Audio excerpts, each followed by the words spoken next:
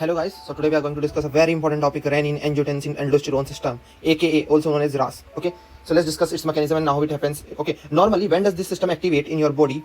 This activates in your body, okay, whenever there is blood loss, okay, severe blood loss, like 20%, 40 to 45%, okay, like in hemorrhagic syndromes, like 40 to 45%, or like 20%, like in severe blood loss. Just imagine 20% blood loss, okay, like in severe blood loss, okay.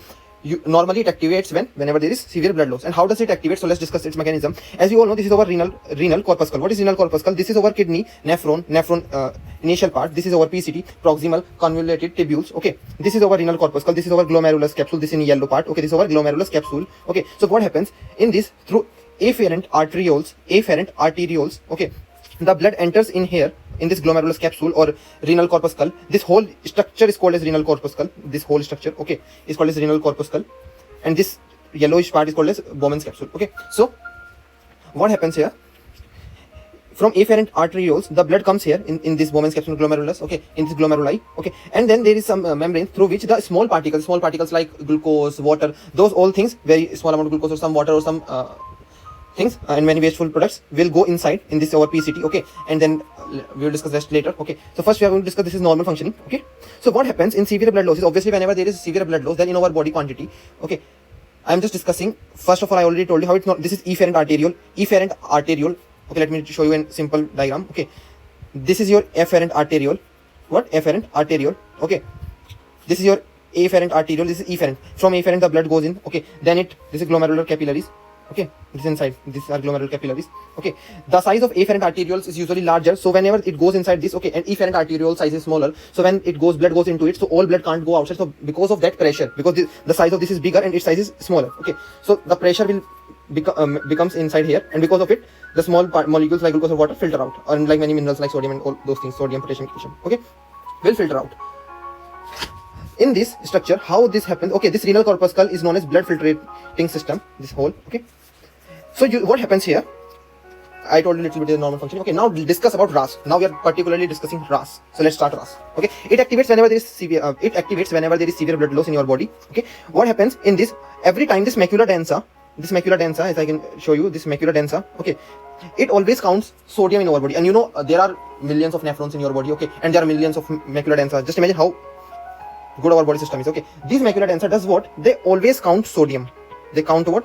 Sodium in our blood from this arteriole. Okay, this macula densa. Okay, and what is the normal count of sodium? If someone asks you, you should know. It's basically like 135 to 145 milli per liter. Okay, milli equivalent per liter. This is per liter. Okay, this is the normal count. Okay, and whenever the sodium decreases from this, obviously then our body detects. Then in severe blood loss, the sodium will decrease obviously because blood is going out. Then sodium is also decreasing in our body. Everything will decrease in our body. Okay, so this sodium will decrease. Then this macula densa does what? It gives signals to JG cells, to be very particular, JG cells. Okay, and on these JG cells, actually what happens? On these JG cells, we have beta 1 receptor. What? Beta 1 receptors. As I already told about this receptor, these JG cells have beta 1 receptors. They got activated, and okay, they does what? This macula densa activate these beta 1 receptors. These beta 1 receptors say to our JG cells, okay, now it's the time, like there is severe blood loss, release renin. So from here they release renin, RENIN. Okay, renin. Then in our body, what does this renin do? In our body there is one thing, angiotensinogen. Angiotensinogen is normally present in our body, like it is secreted from our liver, or actually it is formed in our liver, and it is usually present in our body, okay, in everyone's body. Then this renin go and catalyze this reaction, and this angiotensinogen will convert into angiotensin 1, and then this angiotensin 1, when it's roaming like here and there, then it goes in your lungs, and in lung there is one enzyme, that is ACE enzyme, okay, angiotensin converting enzyme, okay, angiotensin converting enzyme. Then this enzyme will convert angiotensin 1 to angiotensin 2, okay, and then this angiotensin 2 will go and activate receptors of like angiotensin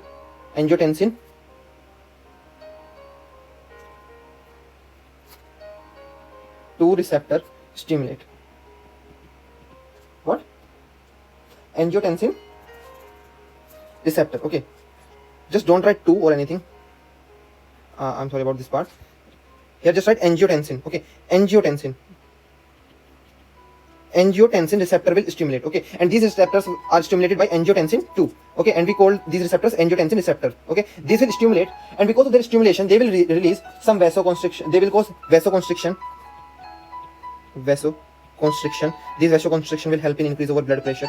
Okay, and also decrease blood supply to that area wherever there is hemorrhage. But just remember, there is vasoconstriction. Okay, this receptor will start go to your tell to your adrenal cortex. Tell your adrenal cortex to secrete aldosterone. What is the function of aldosterone? It increases what? It increases sodium in our body.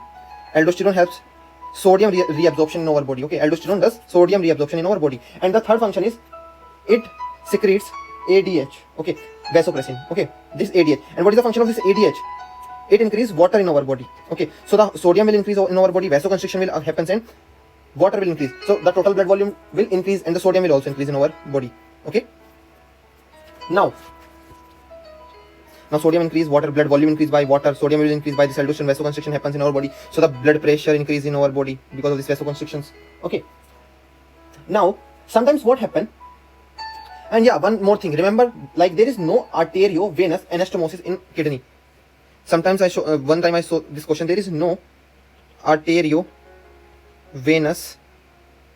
anastomosis. Anastomosis means they are joining. Okay, anastomosis in kidney. There is no arteriovenous anastomosis in kidney. I just remember this question once asked. Okay, so I told you. Okay, now sometimes what happens? This RAAS will activate pathologically. Means our body doesn't need it, but still it will get activated because of some problems. Okay, so how we can block this? So there are basically 5 ways by which we can block this. The first one is we can block this beta receptor. Okay, the second one is we can block this renin. Okay, the third one is we can block this ACE. What is this ACE? Angiotensin converting enzyme. Okay, and the fourth one is we can block this receptor. And fifth one is it's not usually used, but the thing is we can sometimes, okay, in some patient we can give aldosterone antagonist. Antagonist means which works against aldosterone. Now let's discuss about them. Okay, so beta 1. Okay, how we can block this beta 1?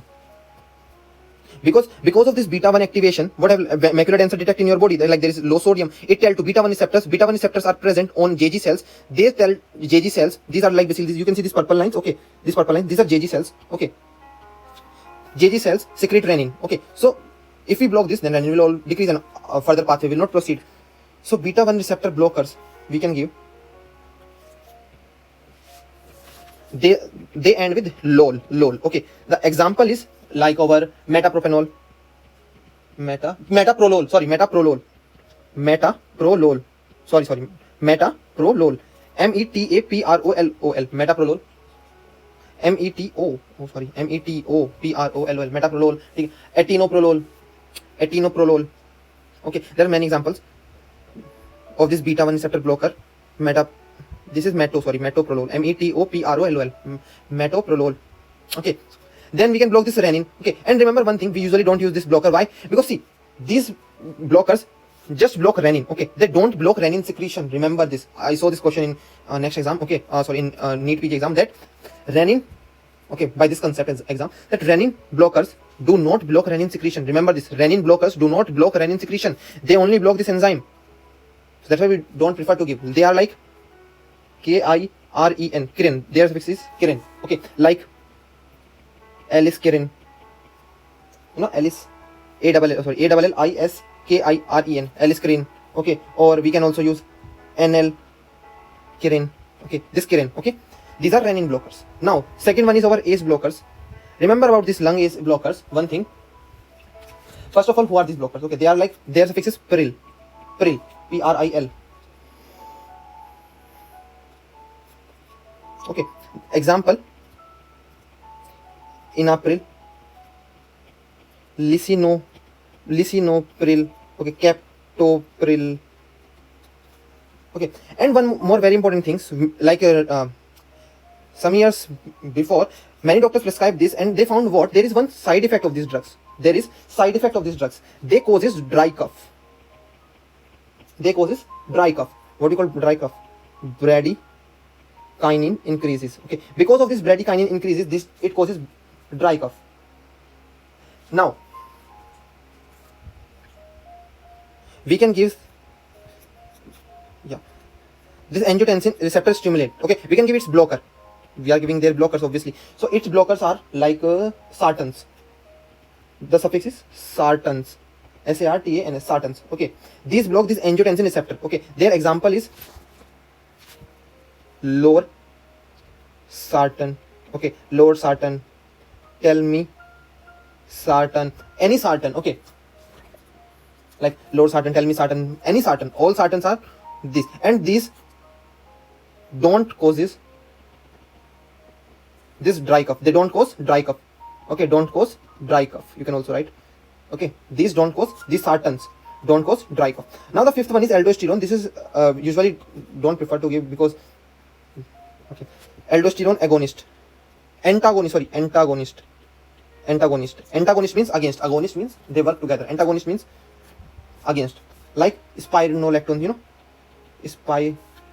spironolactone. I forgot spelling. Spironolactone.